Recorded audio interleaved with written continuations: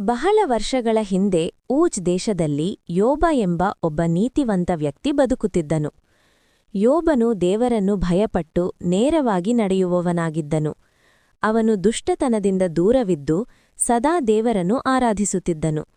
ಅವನಿಗೆ ದೊಡ್ಡ ಕುಟುಂಬವೂ ಅಪಾರವಾದ ಆಸ್ತಿಯೂ ಇತ್ತು. ಕುರಿಗಳು, ಒಂಟೆಗಳು, ಎತ್ತುಗಳು ಮತ್ತು ಅನೇಕ ಸೇವಕರೊಂದಿಗೆ ಅವನು ಬಹಳ ಸಮೃದ್ಧನಾಗಿದ್ದನು. ಯೋಬನು ತನ್ನ ಮಕ್ಕಳಿಗಾಗಿ ಸಹ ಪ್ರತಿದಿನ ದೇವರಿಗೆ ಬಲಿಯರ್ಪಿಸಿ ಪ್ರಾರ್ಥಿಸುತ್ತಿದ್ದನು. ಅವರು ಯಾವುದಾದರೂ ತಪ್ಪು ಮಾಡಿದಿರಬಹುದು ಎಂದುಕೊಂಡು ದೇವರ ಕೃಪೆ ಅವರ ಮೇಲಿರಲಿ ಎಂದು ಬೇಡಿಕೊಳ್ಳುತ್ತಿದ್ದನು.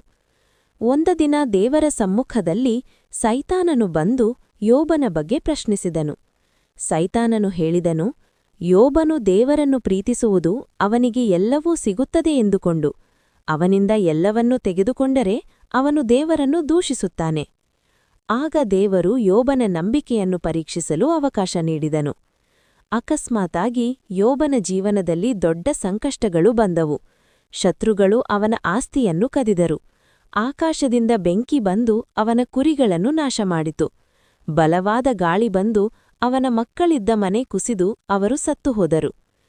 ಇದಕ್ಕೂ ಮೇಲಾಗಿ ಯೋಬನ ದೇಹದಲ್ಲಿ ಭಯಾನಕ ಗಾಯಗಳು ಬಂದವು. ಅವನ ಹೆಂಡತಿಯೂ ಕೂಡ ಹೇಳಿದಳು, ದೇವರನ್ನು ಶಪಿಸಿ ಸಾಯು.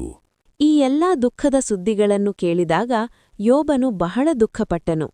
ಆದರೆ ಅವನು ದೇವರನ್ನು ದೂಷಿಸಲಿಲ್ಲ. ಬದಲಾಗಿ ಅವನು ಹೇಳಿದನು, ಯೆಹೋವ ಕೊಟ್ಟನು, ಯೆಹೋವ ತೆಗೆದುಕೊಂಡನು. ಯೆಹೋವನ ಹೆಸರಿಗೆ ಸ್ತೋತ್ರವಾಗಲಿ.